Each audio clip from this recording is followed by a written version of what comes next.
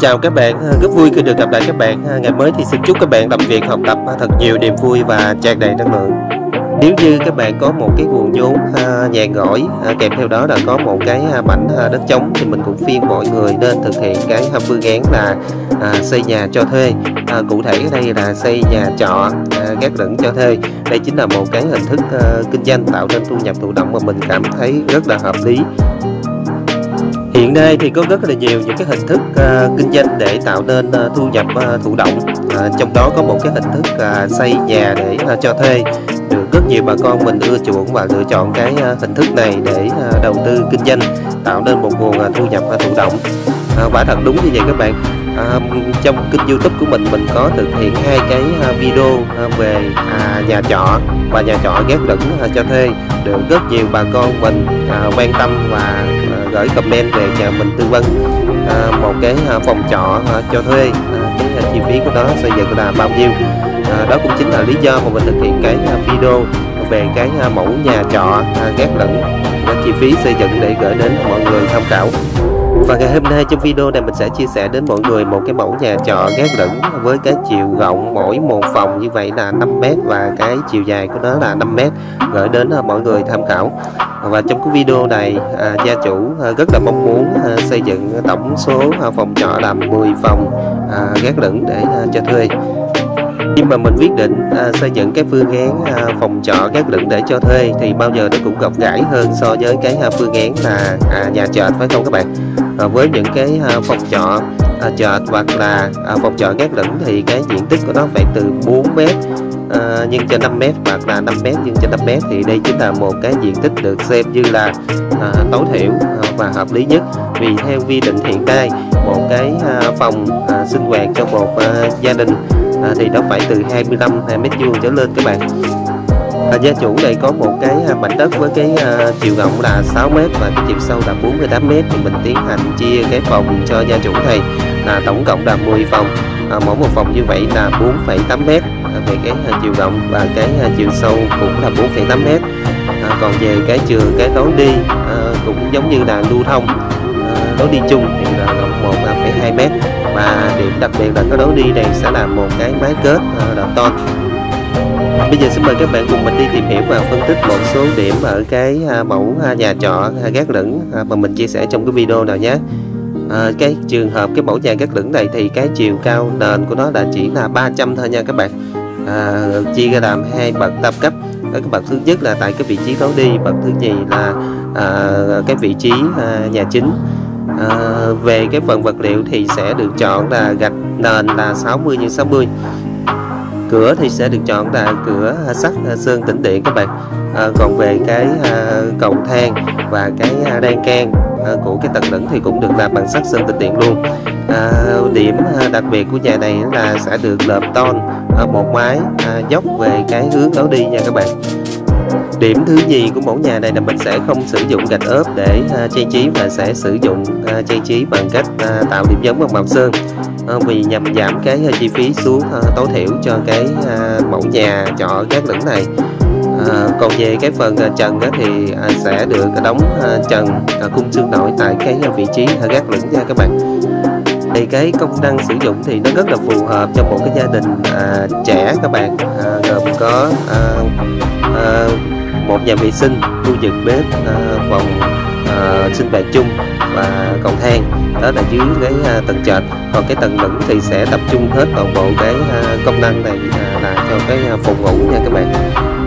Thì cũng được thiết kế rất là đơn giản các bạn. Cái tầng lửng thì sẽ được đặt để là những cái cửa sổ vuông nhằm giúp cho việc lưu thông gió và ánh sáng của cái tầng lửng thì được tốt hơn. Còn cái vị trí tầng trệt thì sẽ được thiết kế là một cái cửa sổ và một cái cửa đi, có thể nói là rất là đầy đủ, lưu thông gió và ánh sáng rất là tốt các bạn. Mình chia sẻ một phần mà bà con mình rất là quan tâm là về cái chi phí xây dựng của một cái mẫu nhà trọ gác lửng như thế này là 25 m², thì cái chi phí cái đó là bằng bao nhiêu thì được chia ra làm 2 phần. Phần thứ nhất là nhân công nó sẽ dao động từ 800.000 cho đến 1 triệu đồng 1 m² nha các bạn. Còn về cái vật liệu và nhân công hoàn thành một cái mẫu nhà trọ gác lửng mà bên mình đã thực hiện cho khách hàng cách đây khoảng 6 tháng. là mỗi một căn nhà trọ như vậy dao động từ 55 triệu cho đến 60 triệu hoàn chỉnh nha các bạn. Tuy nhiên cái giá mà mình đưa ra ở đây là chỉ mang tính chất tham khảo, vì nó còn tùy thuộc vào cái địa điểm mà mình xây dựng cái mẫu nhà trọ các lửng này, tùy thuộc vào cái cách mình sử dụng vật liệu và cái cách mà mình trang trí.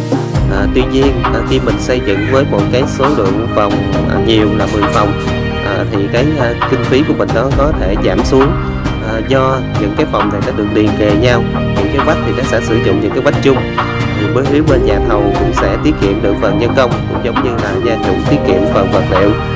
Chính vì vậy mà cái phần giá này có thể là tăng giảm.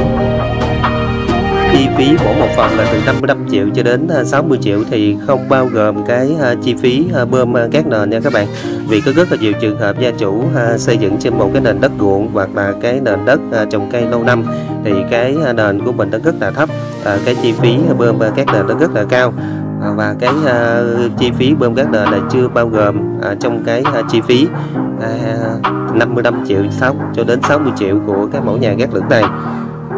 Kèm theo đó là chưa bao gồm cái chi phí phần trang trí nội thất như là lavabo, bồn cầu và bồn rửa nha các bạn. Cái phần mà sàn cát lửng thì sẽ được giả nha các bạn. Người ta gọi đây chính là sàn giả, có nghĩa là mình sẽ lót xi mo ở trên phần xà gồ, sau đó lót gạch men. Vì cái nhà trọ cát lửng này sẽ không có được đúc thiệt nha các bạn. Mình cũng chia sẻ một phần mà mọi người cũng rất là quan tâm, với cái tầng lửng như vậy mình có thể là làm hết luôn cái diện tích của nó hay không. Xin lưu ý là với những cái nhà trọ cát lửng này thì mình không nên làm hết luôn cái diện tích, mà mình phải chừa một cái khoảng hở không tầng. Cụ thể cho cái mẫu nhà này thì khoảng hở không tầng là 1,6 m, thì đó mới gọi là cái nhà cát lửng nha các bạn. Còn nếu như mà mình làm hết luôn, đổ sàn hết luôn cái diện tích của nó thì mình gọi là nhà lầu chứ không gọi là nhà cát lửng nữa.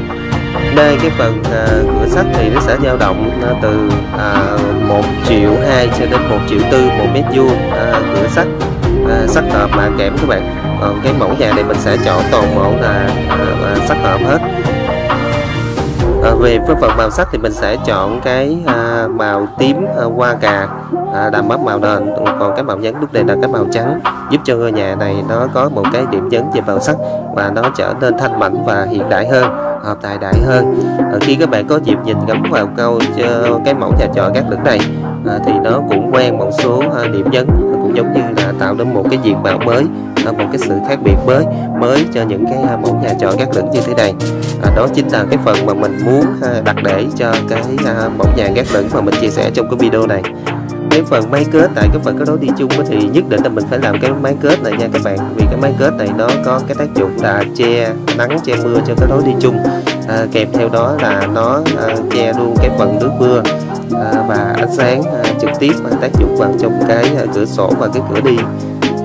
Trong trường hợp cái mẫu nhà này là mình xây dựng với cái số lượng là phòng 10 phòng trở lên thì mình mới có giá là từ 55 cho đến 60 triệu. Còn nếu như mình xây dựng một phòng đơn lập như thế này, hoặc là 2 phòng 3 phòng thì cái chi phí nó sẽ tăng lên rất là nhiều nha các bạn.